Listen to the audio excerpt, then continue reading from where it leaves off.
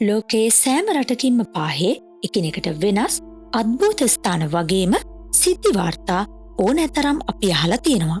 ඒ වගේම අද්භූත කුතුහලය උපදවන එවැනි ස්ථාන සහ සිද්ධිවලට අදාළව යම් අවස්ථාවල විද්‍යාත්මක හේතුවක් ඉදිරිපත් කරන්න හැකියාව තිබුණත් සමහර අවස්ථාවල එහෙම සිදුවෙන්න හේතු වෙන්න පුළුවන් කියලා පිළිගන්න පුළුවන් මට්ටමේ නිශ්චිත නිගමන ඉදිරිපත් කරන්න බැරි වෙලා තියෙනවා.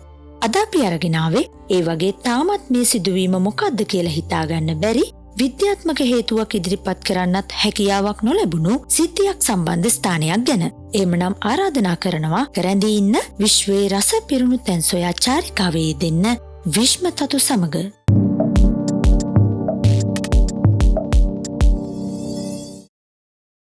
මේජර් තෝමස් විලියම් රොජර්ස් කියන්නේ 19 වන සියවසේ මැද භාගයේදී ලංකාව විඳපු බ්‍රිතාන්‍ය ජාතිකයෙක්. මේජර් රොජර්ස් 1824 දී ලංකාවට ඇවිල්ලා ජනවාරි මාසයේදීම එවකට තිබුණ ලංකා රෙජිමේන්තුවට බැඳුණා.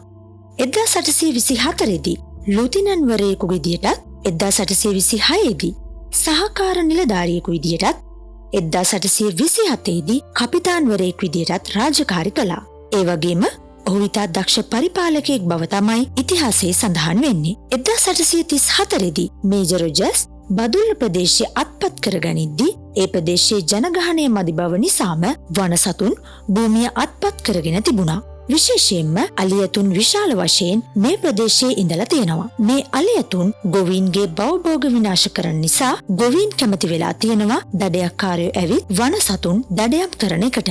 ඌව ප්‍රදේශයට ඇවිත් වසර 11ක් ඇතුළත මේජර් රොජර්ස් අලියතුන් 1400කට අධික සංඛ්‍යාවක් වෙඩි තබා ඝාතනය කරලා තියෙනවා වගේම එතනින් ඇතුන් 60කට වැඩි ප්‍රමාණයකගේ ඇද්දල කපාගෙන තියෙනවා.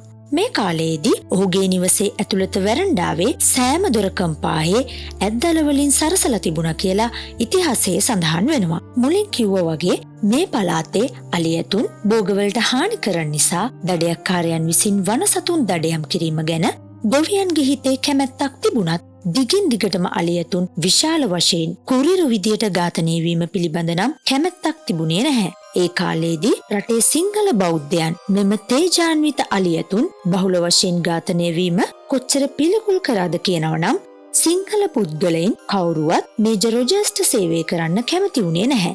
මේජර් රොජර්ස්ගේ කෝකියා ආරක්ෂකයින් සහ සියලුම සේවකයින් දෙමළ ජාතිකයින් වුණා. ඒ කාලේ ඉඳන්ම දළදා පෙරහැරේ ගමන් කරන තේජවන්ත අලියතුන්ට බෞද්ධයින් තුල තිබුණු ගෞරවාන්විත බවත් එක්කම මේ විදියට සිංහල බෞද්ධයින් මේජර් රොජර්ස්ව පිළිකුල් කරන්න පටන් ගත්තා. 1845 වර්ෂයේදී අලියෙකු දඩයම් කිරීම සඳහා දිනක් බදුල්ල ප්‍රදේශයට මේජර් රොජර්ස් ඇතුළු කණ්ඩායමක් ගමන් කළා. මේ දඩයම් සැලසුම් කරන අතරවාරේ මධ්‍යම පළාත් රජයේ නියෝජිත සී.ආර්. බුලර් මහතාගේ නිවසේ සාදයක් පැවැත්වීමට සැලසුම් කරලා තිබුණා. දිවා ආහාරය අරගත්තට පස්සේ මේජර් රොජර්ස් සවස සාදයට සූදානම් වෙමින් හිටියා. මේ වෙලාවේදී අකුණු සහිත ගිගුරුම් වර්ෂාවක් ඇති වෙලා තියෙනවා. වර්ෂාව විනාඩි 20කට අධික කාලයක් පුරාවටම පැවතුනායින් පස්සේ වර්ෂාව නතර වීම නිසා මේජර්වරයා විවේකාගාරයෙන් පිටතට ඇවිත් එලිමහන පරීක්ෂා කිරීමේ අරමුණින් පිටතට ගිහින් තියෙනවා.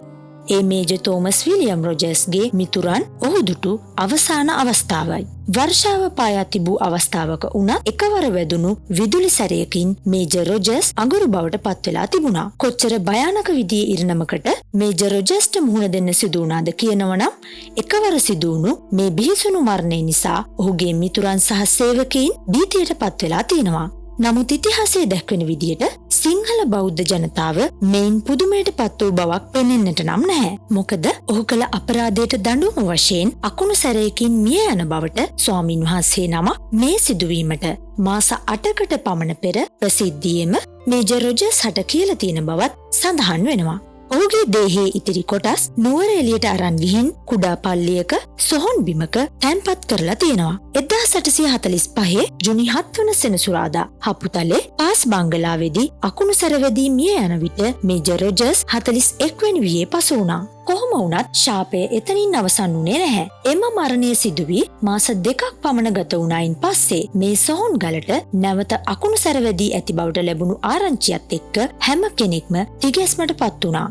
තවමත් තාමත් විසඳාගත නොහැකි අභිරහස් කාරණය වන්නේ මේ සොහොන් භූමියේ සොහොන් කොත් 4ක් ඇති නමුත් ගත වූ වසර ගණනාව තුළ අවම වශයෙන් 100 වතාවකට වඩා මේජර් රොජර්ස්ගේ සොහොනට පමණක් අකුණු සැර වැදී තිබීමයි. දිගින් දිගටම මෙහෙම සිද්ධ වෙන එක ගැන විද්‍යාත්මකව සනාථ කරලා නැහැ වගේම මේ වන තෙක්ම වරින් වර මේ සොහොනට අකුණු වැදීම සිංහලයින් නම් විශ්වාස කරන්නේ ඔහු සිදු කළ පාපකාරී ක්‍රියාවලට මේ විදියට සොහොන් ගැබට අකුණු වදිනවා කියලා. මේ ගැන නිශ්චිතව කවුරුත් අදහස් පළ කරලා නැති වුණත් අද වන විටත් දිගටම මේ සොහොනට අකුණු සැර වදින බව තමයි වාර්තා වෙන්නේ. ඉතින් නුවරඑළියේ සංචාරය කරන්න යන ඔයාලත් මේ තැන නරඹන්න යන්න අමතක කරන්න එපා. එහෙනම් අදට අපි වීඩියෝ එක අවසන් කරනවා. අපේ වීඩියෝ එක හොඳයි කියලා හිතෙනවා නම් ලයික් කරන්න, කමෙන්ට් කරන්න. මේ වගේ විශ්මිත තොරතුරු දැනගන්න කැමති නම් විශ්මතතු අපේ YouTube channel එකත් subscribe කරලා අපිත් එක්ක එකතු වෙන්න කියලා මතක් කරනවා. ඔයාලා හැමෝටම සුබ දවසක්.